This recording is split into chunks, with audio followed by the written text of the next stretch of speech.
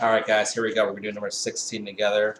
It's going to give us an equation up here, and then it's going to say that we have 1.5 moles of CO2 is going to react with as much carbon as we need, and it's going to be in a 20-liter container. So if we want to talk about this right here, and we want to get a molarity, we know our moles of CO2. We know it's in a 20-liter container, so we can get the molarity of CO2 that we're talking about. So let's go ahead and do that. Let's put our ice table here.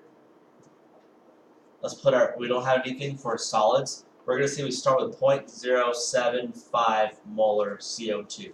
And then it go ahead and says that we have a concentration of 7.0 times 10 to the negative 2 of CO2 as our change.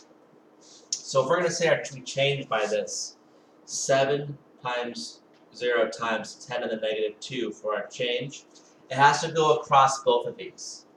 Since we're not talking about this, it's going to be 7.0 times 10 to the negative 2 divided by 2. Because it's divided by 2 means it's got to go across these. We can actually put it here too, but we're not going to talk about this because it's not participating because it's solid. So let's go ahead and just not talk about this and respect this one. So this one's going to be, it's really going to be 0.035 molar.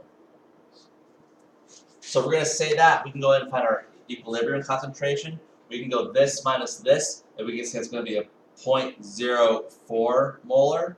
And this drops down 7.0 times 10 to the negative 2. Let's go ahead and do our equation here. Calculate the equilibrium concentration for CO2. Equilibrium concentration for CO2. This is our equilibrium concentration for CO2.